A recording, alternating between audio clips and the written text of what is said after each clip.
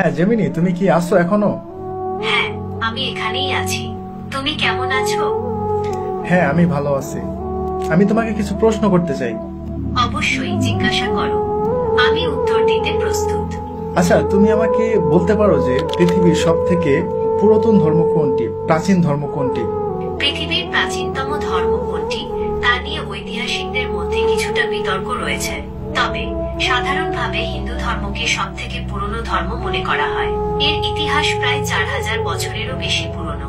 ও আচ্ছা, তার মানে তুমি বলতে চাচ্ছ যে হিন্দু ধর্ম 4000 বছর এমন আর কি হিন্দু ধর্ম, তাই তো? হ্যাঁ, মোটামুটি 4000 বছর আগে এই ধর্মের উৎপত্তি। আচ্ছা, তাহলে এখন বলো যে ইসলাম ধর্ম কত পুরনো, ইসলাম ধর্মের বয়স কত? ইসলামের ইতিহাস 1400 বছরেরও বেশি পুরনো। এটি 7ম শতাব্দীতে আরবে মহানবী হযরত মুহাম্মদ শাহের মাধ্যমে প্রচারিত হয়।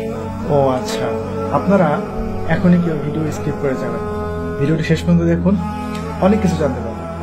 আচ্ছা, তুমি কি হযরত ইব্রাহিমকে চিনো? ইব্রাহিম কে কে ছিলেন বলো তো? ইব্রাহিম ছিলেন একজন নবী এবং রাসূল। তিনি ইসলাম, খ্রিস্টান এবং ইহুদি ধর্মে একজন গুরুত্বপূর্ণ ব্যক্তিত্ব। মুসলিমরা তাকে আল্লাহর একজন প্রিয় বান্দা এবং ইসলামের একজন গুরুত্বপূর্ণ নবী মনে করে।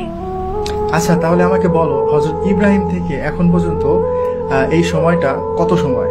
হযরত ইব্রাহিম থেকে বর্তমান সময় পর্যন্ত প্রায় 4000 বছর। আচ্ছা, তাহলে হযরত নূহকে তুমি চিনো? হযরত নূহকে? হ্যাঁ, হযরত নূহ ছিলেন একজন নবী এবং রাসূল। তিনি আল্লাহর আদেশে একটি বিশাল নৌকা তৈরি করেছিলেন এবং সেই নৌকায় বিভিন্ন প্রাণী ও মানুষকে বাঁচিয়েছিলেন। হযরত নূহ এর সময়কালে মহাপ্লাবন হয়েছিল, যা ইতিহাসে একটি গুরুত্বপূর্ণ ঘটনা। আচ্ছা, তুমি আমাকে আরেকটি বিষয় বলো যে পৃথিবীতে মূর্তি পূজা কবে থেকে শুরু হয়েছে? পৃথিবীতে মূর্তি পূজা ঠিক কবে থেকে শুরু হয়েছে তা স্পষ্ট করে বলা কঠিন।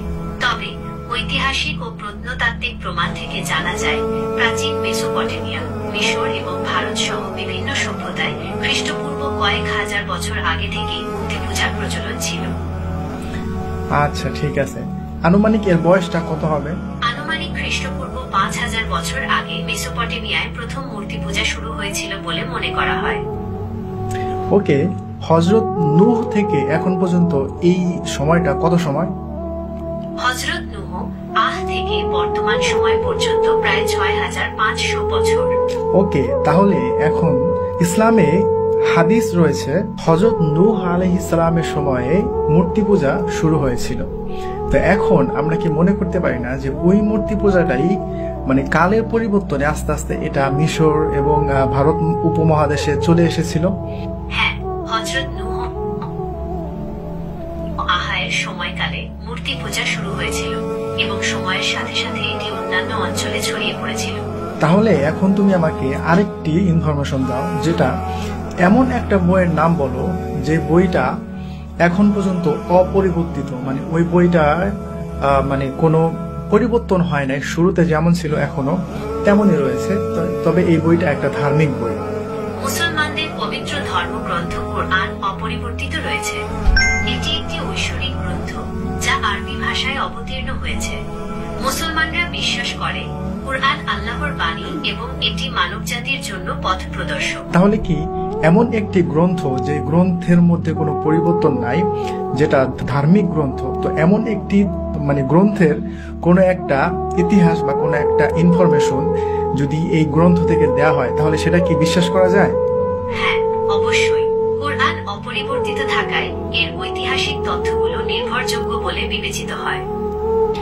এখন তুমি আমাকে আরেকটি কথা বলো, তুমি যে প্রথমে বলেছিলে যে হিন্দু ধর্ম 4000 বছর পুরনো, কিন্তু যখন মুসলিম ধর্মের কথা বলেছি তখন তুমি বললে যে এটা 1400 বছর পুরনো। কিন্তু আমি তোমাকে ধরিয়ে দিলাম এবং আমি মুসলিমদের ইতিহাস সম্পর্কে তোমাকে জানালাম যে ইসলাম ধর্ম কবে থেকে শুরু। ইসলাম ধর্ম 1400 বছর আগে থেকে শুরু হয় নাই, হযরত মুহাম্মদ সাল্লাল্লাহু আলাইহি ওয়াসাল্লাম থেকে শুরু হয় নাই। ইসলাম ধর্ম ঠিক বলেছ। ঠিক আছে, আমি বুঝতে পেরেছি। তুমি ইসলামের ইতিহাসের সময়কাল নিয়ে জানতে চেয়েছিলে। যেহেতু ইসলামে হযরত আদম থেকে শুরু করে সকল নবী রাসূলগণের কথা উল্লেখ আছে, তাই এর ইতিহাস অনেক পুরনো। তবে হযরত মুহাম্মদ এর মাধ্যমে এই ধর্ম পূর্ণতা লাভ করে। হ্যাঁ, এটা বলা যায় যে হযরত মুহাম্মদ সাল্লাল্লাহু আলাইহি সাল্লামের হাত ধরে ইসলাম ধর্মের যে পূর্ণতা সেটা লাভ করে, কারণ হযরত মুহাম্মদ সাল্লাল্লাহু আলাইহি সাল্লামের পরে আর কোনো নবী আসবে না এবং এখানে ইসলাম সম্পূর্ণ করে দেয়া হয়েছে। তবে ইসলামের শুরুটা হচ্ছে হযরত আদম থেকে, নূহ, ইব্রাহিম, তারপরে হযরত মুহাম্মদ সাল্লাল্লাহু আলাইহি সাল্লাম, আর অনেক মাঝখানে অনেক নবী রাসূলগণ